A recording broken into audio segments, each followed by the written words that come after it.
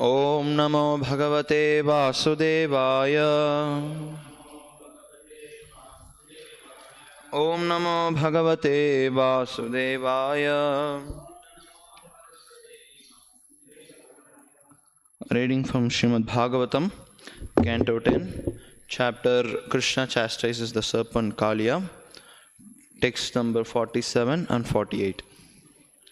So 47 doesn't have purport, so we'll repeat text number 48. Text number 47. Avyakrita viharaya sarva vyakrita siddhaye Rishikesha namaste stu munaye maunashiline. Translation.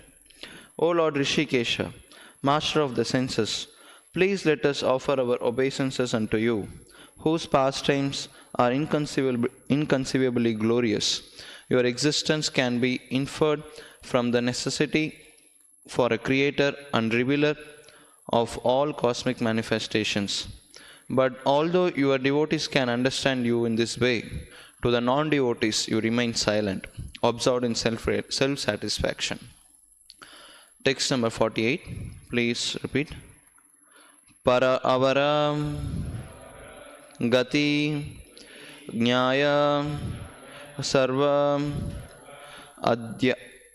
adhyakshaya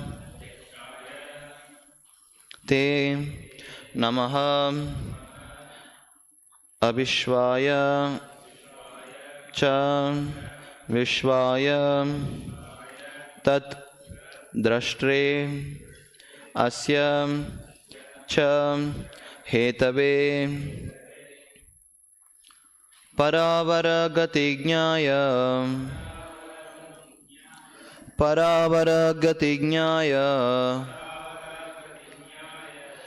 sarvadhyakshayate namaha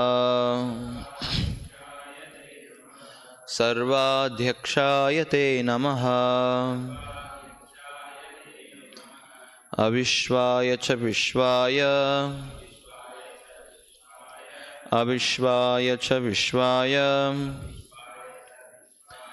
tadrashtresya cha hetave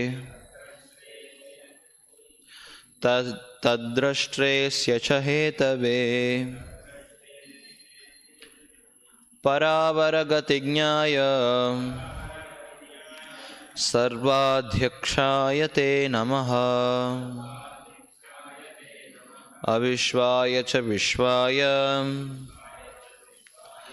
tadrashtresya cha hetave paravara jnaya sarvadhyakshayate namaha avishvaya cha vishvaya tadrashtresya cha hetave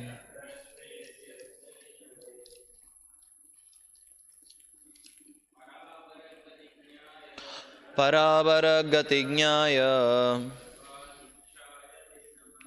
sarvadhyakshayate namaha avishvaya cha vishvaya tadrashtresya cha hetave paravara jnaya dakshayate namaha avishvaya cha vishvaya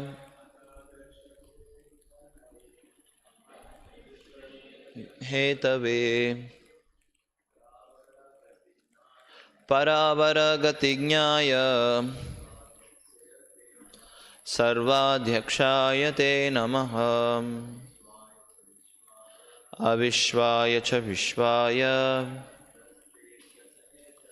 tadrashtresya cha hetave. Matajis. Paravara jnaya sarvadhyakshayate namaha avishvaya cha vishvaya tadrashtresya cha hetave para avaram of all things, both superior and inferior. Gati, the destinations. Nyaya, to him who knows. Sarvam, of all things. Adhyakshaya, to the regulator. Te, you. Namaha, our obeisances. Avishvaya, to him who is distinct from the universe. Cha, and Vishvaya, in whom the illusion of material creation manifests. Tadrashtre, to the witness of such illusion. Asya, of this world. Cha, and Hetave, to the root cause. Translation and purport by the disciples of His Divine Grace A.C. Bhaktivedanta Swami Srila Prabhupada, the founder Acharya of ISKCON. Translation. Obeisances unto you, who know the destination of all things, superior and inferior, and who are the presiding regulator of all that be. You are distinct from the universal creation, and yet you are the basis upon which the illusion of material creation evolves, and also the witness of this illusion. Indeed, you are the root cause of the entire world. Purport. The words para and avara indicate superior subtle elements and inferior gross ones. The words also indicate superior personalities, devotees of the Lord, and inferior personalities who are unaware of the glories of the Lord. Lord Krishna knows the destiny of all superior and inferior entities, animate and inanimate, and as the supreme absolute truth, he remains in his unique position above everything, as indicated by the word Sarvadhyakshaya. Namo Vishnupadaya Krishna Preshtaya Bhutale Srimate Bhakti Vikasa Swami Nityanamani. Namo Vishnupadaya Krishna Preshtaya Bhutale Srimate Bhakti Vedanta Swami Nityanamani.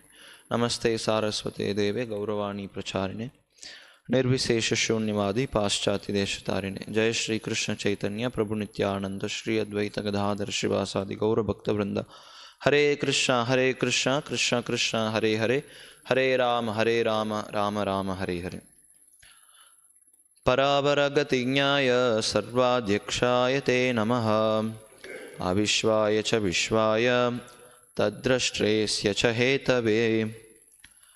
Obeisances unto you, who know the destination of all things, superior and inferior, and who are the presiding regulator of all that be. You are distinct from the universal creation, and yet you are the basis upon which the illusion of material creation evolves, and also the witness of this illusion. Indeed, you are the root cause of the entire world. Hare Krishna. So here, continuing to hear the prayers offered by the wives of Kaliya, the Nagapatnis. And many philosophical points actually is been explained. Usually, when we hear such prayers, definitely we come across many philosophical understandings of the Supreme Absolute Truth. So, in such relation, we can see here in this verse, and in the previous verse as well, there are many things actually discussed. And Srila Prabhupada, he has explained in many places about this particular topic, which we'll be seeing today. And in fact, if we see the whole verse is like together, if we see some 4 main points are actually explained. Today's verse, the text number 48. If we see, first the line of the verse explains about the superior and inferior qualities of this creation. And further, if we see, and they explain how the Lord is actually the supreme regulator, that is also explained.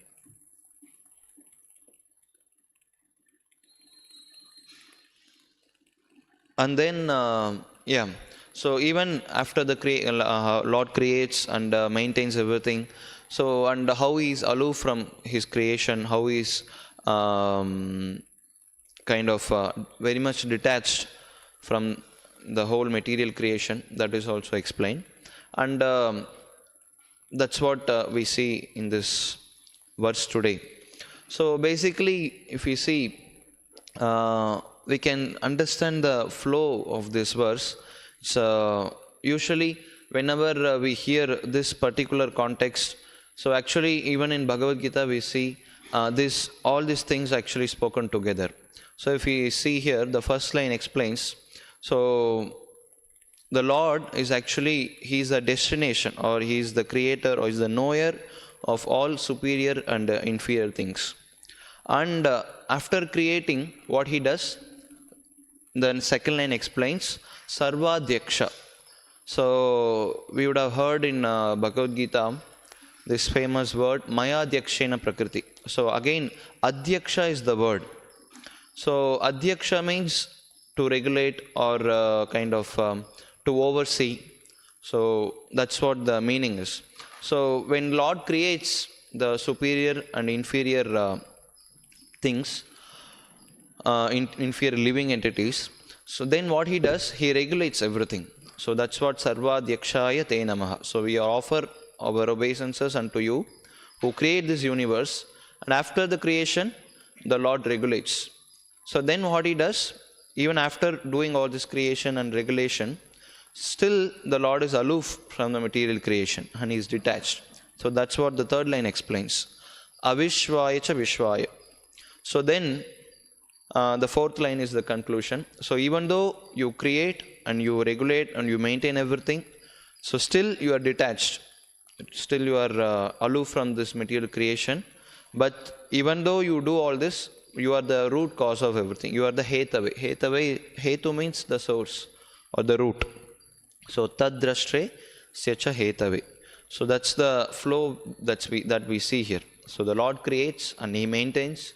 Still, even after doing that, He is always aloof from this material creation. Then that's the conclusion again given. So He is the root cause of everything. All that we hear, that we see in this material world, also in the spiritual world. So that's the flow actually we see here. And same thing we can see.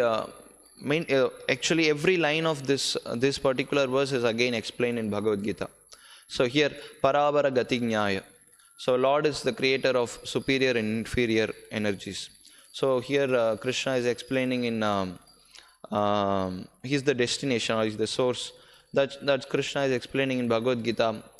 Mattav parataram nanyat kinchidasti dhananjaya mayi sarvam idam protam sutre maniganaiva. So as the pearls are strung in a thread, similarly all the creation, whole creation is resting upon me. So that's what, and whole creation, when we speak about the whole creation, so there are two things. One is superior things and there are inferior things.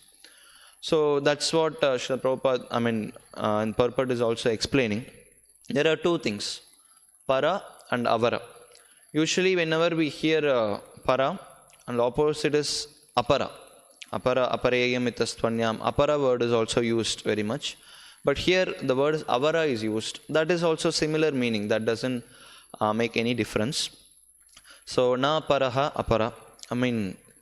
Which is not the superior, that is actually inferior. So here the same word is also used. Avara, it's the same meaning. So there are always two things. So Srila Prabhupada, first of all, he gives actually two definitions for this superior and inferior attributes. So first is, Srila Prabhupada is explaining that superior is actually subtle elements and inferior are the gross elements. And the second explanation is, superior are the devotees of the Lord, and the inferior, those who are unaware of the glories of the Lord. So that's what the purport explains us. So here, in fact, the whole creation, if you see, it's actually it's a combination of the superior and inferior energies, beginning with the creation. And Srila Prabhupada, we can see the first point. Srila Prabhupada says that superior elements are subtle elements and inferior are gross. And we see that whole creation has taken place from subtle elements to the gross elements. So this is actually explained in all Vedic literatures as well as in Bhagavad Gita. All material energies are, Lord is saying that my separated, bhinna prakriti rashtada, or mean this bhumi, rapo, nalo, vayu. So all these things are Lord separated energies, inferior energy. And there is superior energy called Devi Prakriti. So the whole creation takes place, we have heard many times. So basically, even if you see from the Upanishads, like the famous Chandogya Upanishad, it says that, explaining the process of the creation. Just in 4 lines, very nicely it's explaining. The first it says that Akashad Vayuhu. Akasha is actually subtle thing. We are not able to see that. So it's a subtle. And whole creation we see, it's actually manifesting from subtle elements to the gross elements. So Akashad Vayuhu means, so from Akasha, from the space, the air is actually manifested. And then Vayor Agnihi. So from Vayu, from air, we see the fire is manifested. All the how it is manifested, what and all are the combinations. These are explained in 3rd canto of Bhagavatam. But we'll not have much time for seeing all those things. So Akashad Vayuhu, so from space, the air is manifested.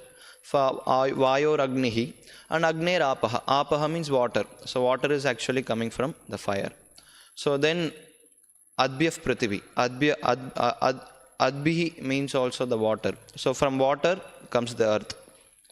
And from earth, if you see Adbhyaf Prithivi, Prithivyad Aushadihi. So from Prithivi, from the earth, we see all kinds of plants, herbs, the grains, they are produced.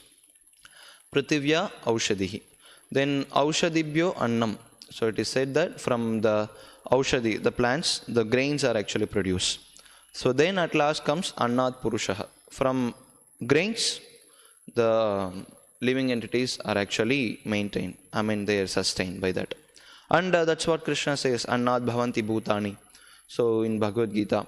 So whole creation, if you see even in the material realm, if you see, whole thing is actually manifested from subtle to the gross.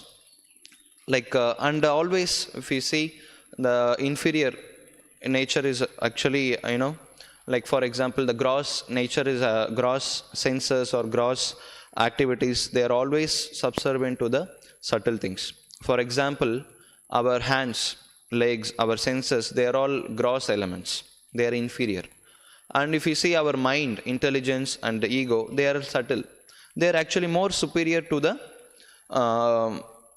material senses. Indriyani paranyahur indriyabhyaf parammanah manasastu parabuddhir yo buddhe paratastu saha. So Krishna explains in third chapter. So senses are gross and mind is subtle.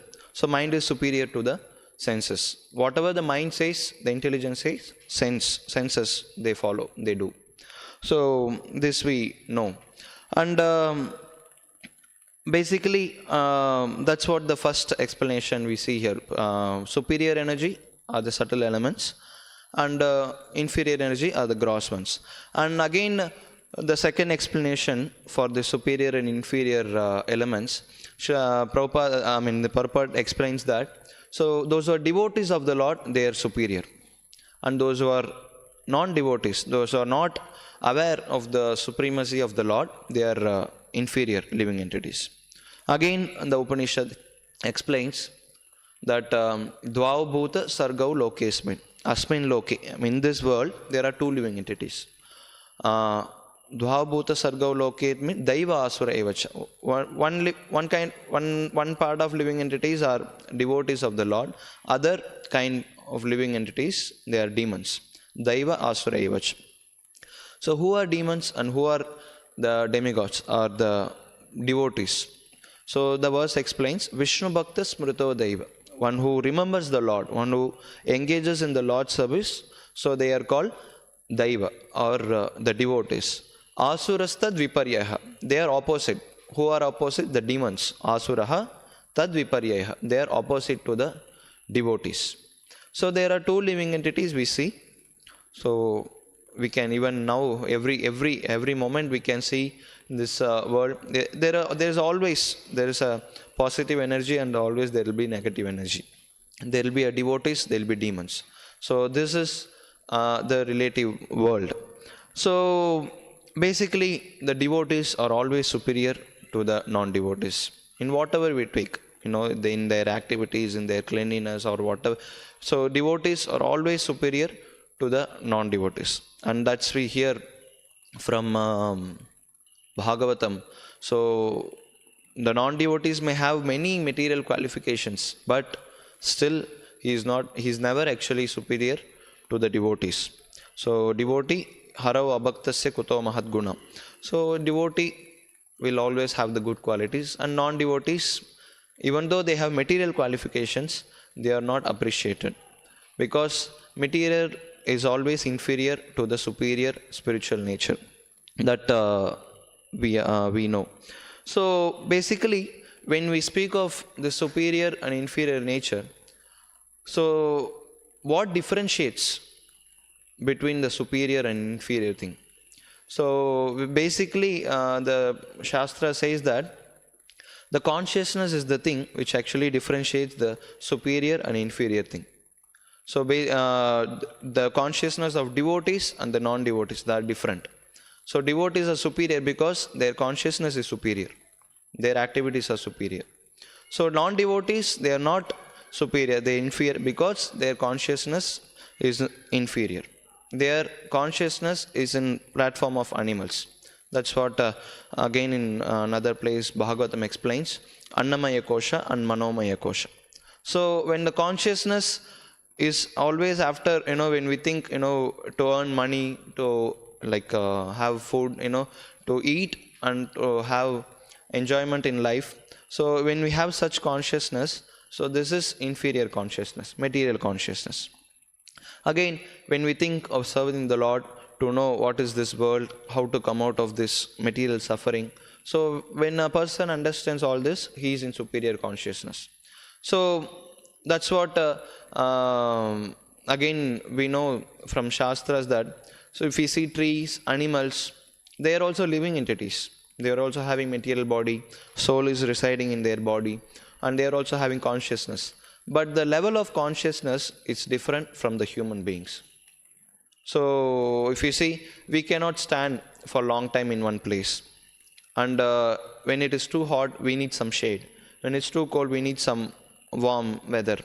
But if you see the consciousness of the tree, so it can stand for long, years and years, hundreds of years, it can stand. Some trees, if you see, thousands of years, they stand at the same place. Because they don't have, that high elevated consciousness that they move or they feel any pain or whatever rain or whatever the scorching heat of the sun, they don't feel much disturbed by that. So because the consciousness, the level of their consciousness is very low. And again, if you see the consciousness of the dog, so it thinks only how to eat, sleep, mate and defend. And if the human being, if he also does the same thing, like he studies first of all, then he goes to the job, earns money, and whatever the salary he gets, with that if he again engages in same eating, mating and sleeping, defending, so same thing what the dog also does. So there is no difference between the dog and the human being. Maybe in a different body, but the consciousness is same. When the consciousness is same of a human being as like a dog, so he is called a Dvipada Pashu. So he is an animal in a human body. So that is very important to understand. So here that's the difference, it's been explained. So when we become devotees of the Lord, first of all we raise our consciousness. So that's what Srila Prabhupada used to say. Attaining liberation does not mean that you get 4 hands or you are, you all fly in the sky. So that is not the point. Prabhupada says that mukti, the liberation means change of the consciousness. We become superior living entity by cultivating our consciousness in Krishna consciousness. So that's what Sri Prabhupada explains. So that is very important. So after when we see this, there are superior entities and inferior living entities. So spirit and matter. Spirit is superior and inferior things are matter. And there is a controller of the both. So Bhagavad Gita says that real knowledge means to understand what is spirit and what is matter and controller of these both. So the Lord is controlling. So here that's what the first line of this says. Paravar Gati Jnaya. So he is the Gati of the Para and Avara. So he is the controller of both subtle elements and the gross elements. So, and this is the real knowledge. And for the second line says that Sarvadhyaksha. So Mayadhyakshena Prakriti Suyate Sacharacharam. Hetu Nanena Kaunteya. Again, the word is Hetu is used in that verse as well. Here also we see the Hetave. So the cause of the creation. So Mayadhyakshena Prakriti. So under my influence, under my energy, the whole creation is created. So Mayadhyakshena Prakriti Suyate Sacharacharam. Characharam, I mean here Para and Avara we see. And the verse Charachara is also similar meaning. Chara means moving, superior things. Achara means non-moving, inferior things. So Hetu, I mean Mayadhyakshena Prakriti Suyate Sacharacharam Hetu Nanena Kaunteya Jagad Viparivartate. So Lord is saying that, so I am the source of all this superior and inferior creation of this material world. So, and after creating, that's what the second line says, Dhyaksha, he regulates. The Lord regulates everything. So he systemizes, everything is systematically done in the Lord's creation. Om Purnamadav Purnamidam Purnat Purnamudachyate. So whatever is, Lord is Purna, is complete. And whatever is creating, that is also complete in itself. And whatever the creation creates, that is also complete. So that's what the Ishopanishad says that. So Lord is very much regulating this material world.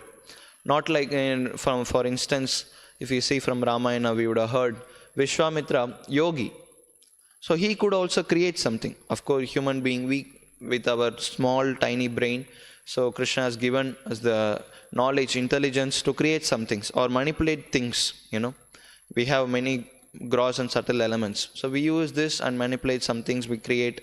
We think we create something. Of course, there is that knowledge. So yogi is definitely superior to the normal human being. So Vishwamitra is a very powerful yogi. He could create a separate universe. There was one pastime, one unqualified person, he wanted to go to Swarga, but he was not allowed. So he took shelter of Vishwamitra Muni, Trishanku. So he said, so why you are not allowed to enter into the Swarga? So okay, no problem. Actually he sent by his mystical powers from earth, he sent that Trishanku towards the Swarga. But he was actually kicked out from the Swarga to this earth. So then he got angry. See, I am sending you to Swarga, but they are not allowing you. So no problem. So I'll create separate universe for you. You will be the Indra there in that universe. So again, Vishwamitra, what he does, he by mystic powers, he creates a whole universe. And this Trishanku is actually, he's been placed there, he's ruling. But what happened? It didn't sustain. Because he cannot regulate the universe. He cannot maintain it. So it was about to clash with another universe. And if it does, in whole cosmic will be in a chaotic situation. And he immediately took shelter of the Lord. Lord, I created the universe, but I'm not able to maintain it. I'm not able to sustain it. So please help. And that's the thing.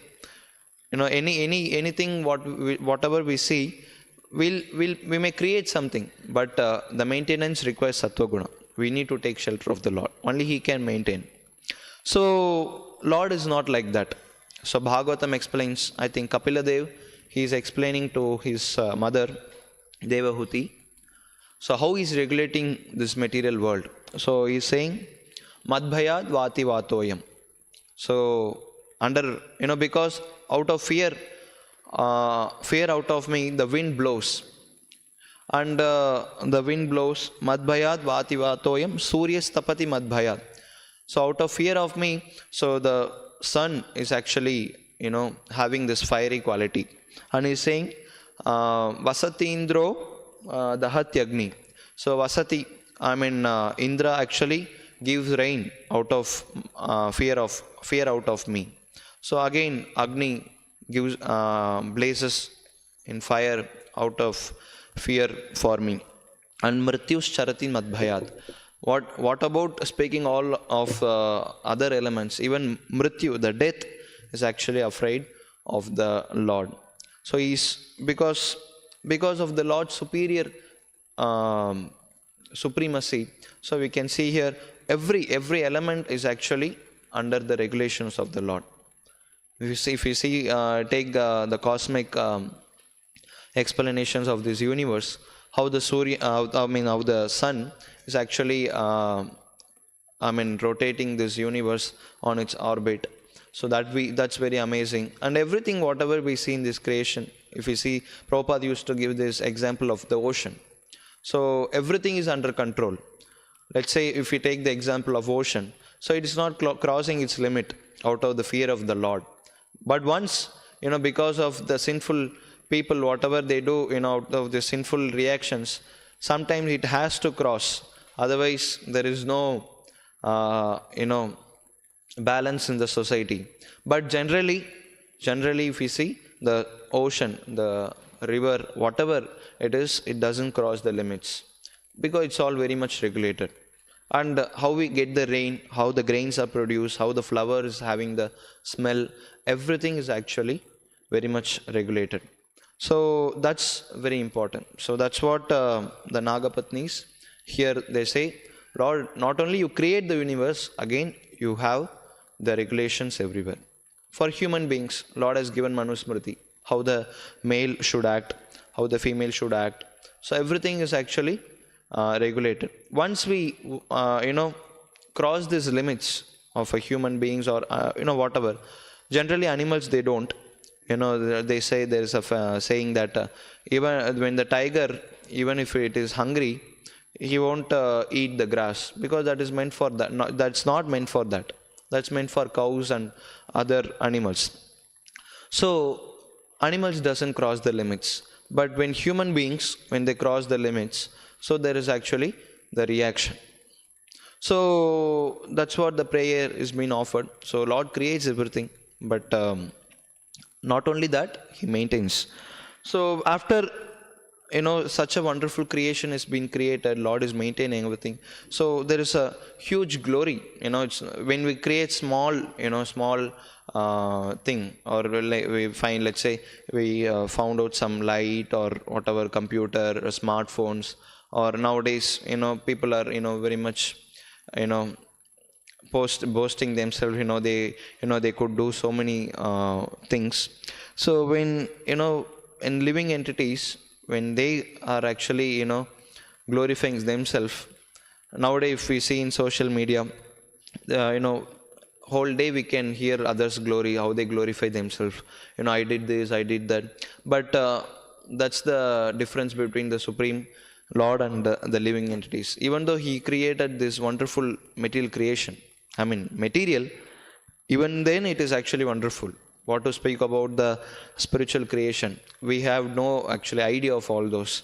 When we hear the descriptions of the spiritual world, we think it's all fantasy. But many things actually there are in the material world which we don't know. Sometimes when we see, like for example, we know the lion will shout, lion will it has a strong voice. But when we see in reality, when we hear the sound, we are amazed actually. How the lion could have such a strong voice. And the flower or whatever we take in this material world, it's actually very much amazed. We are amazed actually at every moment. So Lord creates everything, but He's not attached to it. Prabhupada gives the example of the sweet seller, the whatever, the fellow, he sells the sweet, he sells chocolate. Every day he does that. Sometimes we think, oh, every day he is having chocolate or sweets with him all the time. Whenever he wants, he can eat. So he'll, always enjoy life, eating sweets and like that. But Srila Prabhupada says that he is never attracted to that, because he always in touch with that. And though he creates, or though he, makes the item, he sells it, but he's, you give him, again, he won't he won't like to take that sweets. Similarly, so Lord, he creates this universe, but he doesn't take much interest. I mean, he's not much attached to the this material creation. So again, so that's what explained in Bhagavad Gita, in this purport to the verse of this Mayadhyakshena Prakriti Soyate Sacharacharam. So the same point is explained. That's what I said. So whenever this point is explained of Lord is creating and is maintaining, so immediately Acharyas explain that he is not attached to it. So whenever a person does something, he immediately becomes attached to that. So that Lord, that's what the point is. Whenever there is a point is explained of this material creation and its maintenance, the Lord doesn't take any attachment to that. So immediately that is explained. So in the purport to the verse of this Mayadhyakshena Prakriti, Srila Prabhupada is explaining, so Lord creates everything but is not attached. So very nice. So Prabhupada explains basically, so how the creation takes place. The Lord glances over the material nature, immediately the living entities, they are created. And not only, they're simply they are created randomly or something. So they are created according to their karma, their whatever the past deeds they had, whatever the karma they had, according to that they get the superior or inferior birth. So this all happens just by the glance of the Lord. So let's say, no need to take off even animals. If we say human beings, he is created. And we see there are millions and millions of human beings here. And every living entity has a different voice. Every human has a different voice, different bodily feature, different, way of thinking, different way of walking style, eating style. Everything is different. And this all happens according to the past karma which we had. Some humans, they are beautiful, some are ugly, some are blind, some are very well educated, some are very rich. So this all is actually based on the karma. So this all happens not by some heavy effort and strenuous effort, nothing like that. Lord simply glances, and every human being, they are created according to their own karma. And this is such a wonderful thing. But after explaining this, Srila Prabhupada explains, but still, even though the Lord creates, he doesn't take any attachment to that. He is always aloof from that. So, very nice example Srila Prabhupada gives in that purport. So, says that it's actually, this example is from the Smriti. Srila Prabhupada didn't mention from which Smriti it is. So, the example says that when there is a fragrant flower before someone, the fragrance is touched by the smelling power of a person. Yeah, that's we see whenever we enter the temple hall, the flowers offered to the deities, or when we smell the flower after the arati. So we smell, we come in touch with the smelling. We smell the fragrance. Yet the smelling and the flower are detached from the one another. We smell the flower, but we are aloof from the flower. We are away from the flower. So similarly, the Lord creates, but still he is aloof from the flower. The via medium is the smelling power when we smell the flower. Similarly, for the creation, the Lord's glance is the only cause. So that is explained very nicely. So Lord creates everything and maintains everything, and he is detached from it. So basically, that is the whenever the explanation is given, so this is also explained so very nicely. And further, the verse says that Tadrashtre Syachahetabe. So indeed, they say, indeed, Lord, you are the root cause of the entire world. So for all this creation, whatever we see, so Lord is the root, and He is the whole substance of the whole creation. And to find this root cause is actually our aim of our life. So success in our life which means that we find the root cause of everything. Now scientists, they think they are able to find many things, but actually if we see, they are not able to find the original cause of the creation. So in 5th chapter of Bhagavad Gita, so there is the Sankhya philosophy is being explained. So Sankhya philosophy is nothing but an analytical study of the whole creation. So analytical means we go to the roots. For example, this table is made up of wood, and wood is actually coming from tree, and tree it's coming from earth, and earth is from, again if we see what, earth is from the water, water is from fire, fire is from the air, air is from the ether. So basically when we take one table, so it has a source behind it, it has a root. So everything, whatever we take, material body or flower or tree or human being, animal, so everything has a root cause. So understand this root cause is actually the aim of analytical study. So in the 5th chapter, 9th verse, Krishna explains this. Sankhya yoga pratak bhala pravadantina pandita ekam apyastita samyak ubayor vindate palam. So when Arjuna is asking, so which is better, to perform karma yoga or to explain doing devotional service to you, is that superior, or Sankhya yoga or analytical study of this material creation, is that superior? So when Arjuna asked this, so Krishna is explaining that, so Sankhya yoga and karma yoga, that work in devotion, they are not actually different from one another. So Srila Prabhupada explains that one process is to find the root of the tree, that is Sankhya, and the other is to water the root, that is devotion service. So if you find, so whole creation is actually coming from the Lord. It's the source of the creation is the Lord. If we find the root, and if we are honest scientists, if we are honest person, we'll give the credit to the Lord. We'll understand He is the source, or He is the root cause of the whole creation. So Lord is the creator, He is the root. So one process, the Sankhya process, is to find the root. So we think, he comes to understand the Lord is the creator. And the Karma Yoga is the next process where we do devotional service to the root cause. So that is the one other process, to water the root.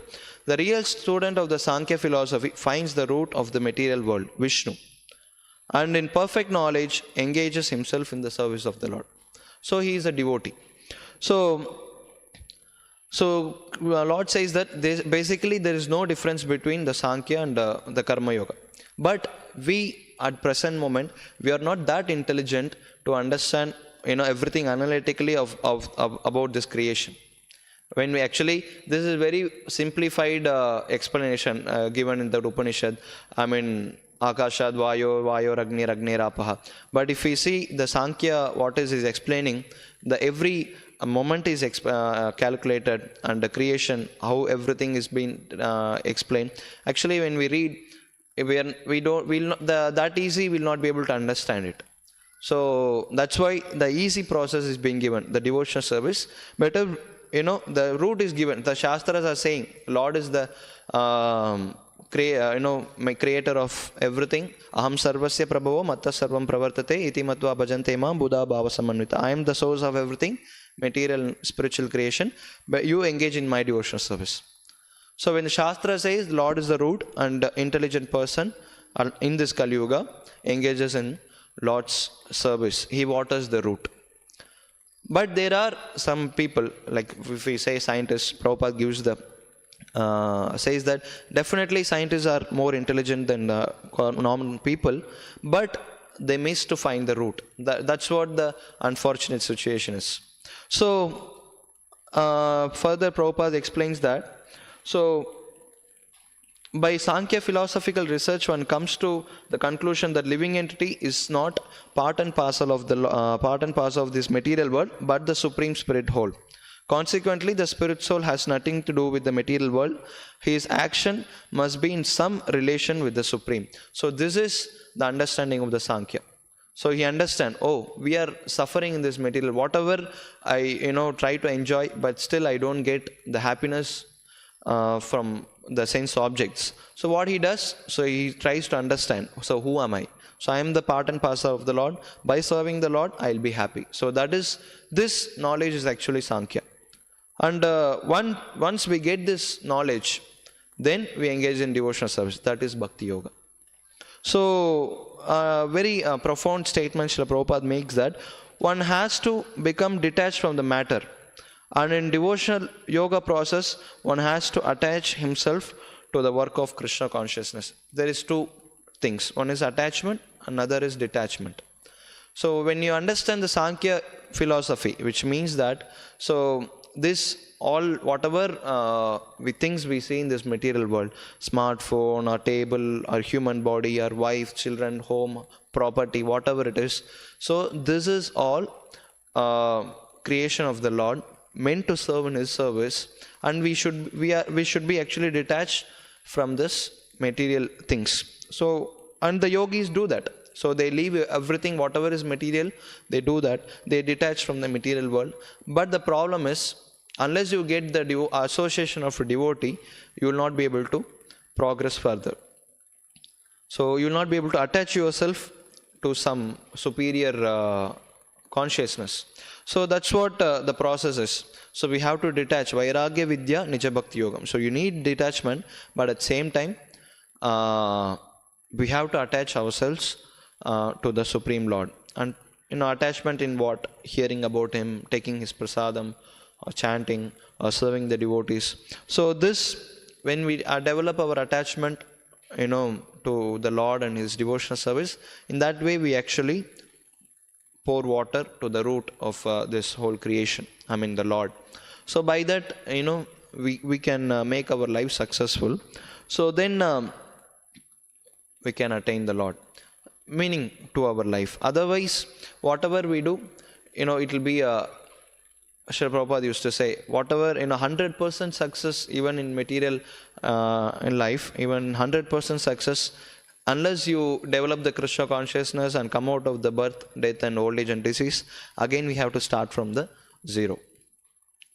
But even, small amount of devotional service performed in a spiritual line, so that is never actually, that never goes in vain. So we always continue from the point where we left. So that is the beauty of the devotional service. Again, that's what the Nagapatnis, they are praying here. So yeah, finally Srila Prabhupada concludes the Maya Dakshina Prakriti, that purport, saying that factually both the process are the same, although superficially one process appear to involve detachment and other process appear to involve attachment. Detachment from matter and attachment to Krishna are one and the same. One who Sankhya prapyate, whatever the Sankhya is been achieved, yat Sankhya prapyate sthanam tad yogai rapi gamyate. You can achieve that by devotional service as well. So yaf pashyati tatatmanam akartaram sapashyati. So that's what Krishna explains here. And again we see this is the whole thing explained in this verse. So I'll stop here. Any questions, comments? Yeah, that's what, like, root of how to serve the root, and the process of devotional service is explained. So purpose of creation, whole creation is actually meant to serve the Lord. So to serve the root cause of the creation.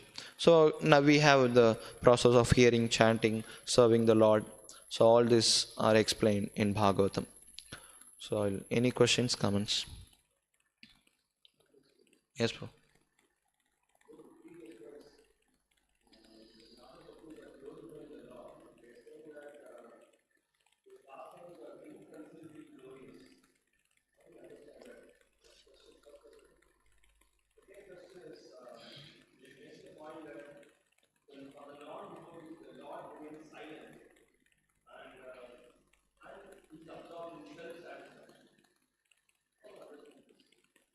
Yeah, question is how to understand in the previous verse it is explained.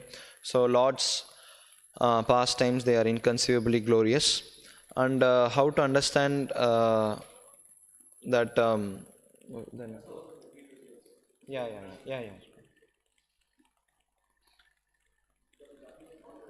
Yeah. So, and how to understand? So, for non-devotees, the Lord remains silent, absorbed in self satisfaction. So, first point, of course, the Lord's pastimes, they are inconceivably glorious. Yes, obviously, we cannot even. Um, we can try to glorify one of the quality of the Lord, but still it will be very difficult to even explain. For example, just before Ramanavami, we had the short seminar glorifying the qualities of transcendental qualities of Ram, and I am sure that even one quality, if we explain in a day, or even in 3 days, or even in 1 week, that will not be sufficient. But to explain all the qualities of the Lord, it's actually inconceivable. Not only for, what to speak of the human beings, even the demigods, they are not able to glorify the Lord. One in another place in Vedic literature, they say that even we can count the dust particles in this universe, but still, or else even the snow particles that we see, but still we cannot glorify the Lord's pastime. And that's what it's inconceivable. Achintya kalu ye bhava natam starkena yojayet prakritibhyaf param yacha tad achintyasya lakshanam. So the lakshana, the quality of achintya, it's actually inconceivable. And if when we hear from spiritual master and other living entities, when we hear from spiritual other devotees, so we may try to understand something, we may have the appreciation for the Lord, but fully to understand Him, so that is actually not possible. But the devotees actually, they relish more, when even just hearing small quality of the Lord, or small pastimes of the Lord, they are very much satisfied, and they are eager to hear more and more. So it's again inconceivable. So that's what. But the same inconceivable pastimes and glories, when they are explained to the non-devotees, they don't understand that. When we explain, of course, when we explain that Ram or Krishna, or first let's say Krishna, he's stealing butter, or whatever, he is lifting the Govardhan hill with his left hand, or even now if you see, the Lord is dancing on the snake. So definitely devotees will relish. But when the demons, when they hear, the non-devotees, when they hear, they don't, we relish, but they don't relish that.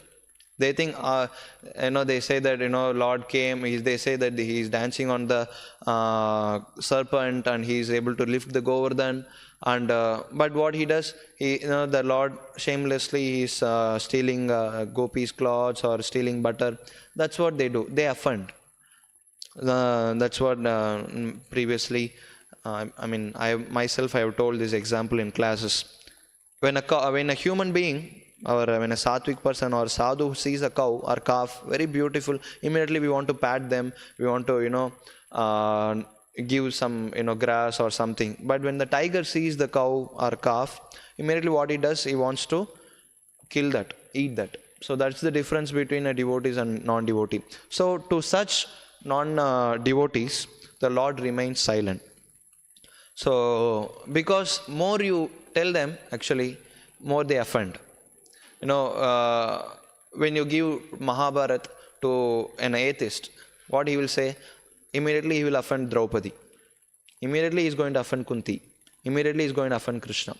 But Krishna, in Bhagavad Gita, I think, Bhagavad Gita or Bhagavatam, somewhere, I think in Bhagavad Gita only, it is said Krishna doesn't explain the spiritual knowledge to the non-devotees or atheists. But the devotees are more merciful than the Lord. We try to explain, but once he offends the Lord and his qualities more and more, devotees also, they stop explaining, because he is more and more degraded when he hears the glories, because he is not that pious to understand the Lord. But meeting with devotees, coming in association, getting some Ajnata Sukriti, slowly he will develop the appreciation for, hearing about the Lord. Like for example, I heard one atheist. He is a Tamil literature. He is a B. He wanted to study Kamba Ramayan. He is a non-believer, but slowly he started reading Ramayan for what? For sake of learning Tamil or whatever. But slowly, once he started reading, throughout whole book, at the end of the, slowly he got purified. So at end he had the appreciation for the Lord, and he became a devotee of the Lord. So in that way we can understand. So the Lord remains silent, and he is not bothered. He is self satisfied. He is Atma Rama. So you glorify him or you don't glorify him, so he is always satisfied. So that is the thing explained. Maybe any other questions? Anything? Okay. Grantaraj Srimad Bhagavatam ki